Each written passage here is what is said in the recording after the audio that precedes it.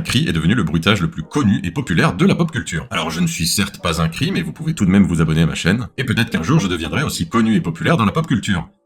Ou pas. Ce cri, vous l'avez tous déjà entendu au moins une fois sans vous en rendre compte. Et ça ressemble à ça.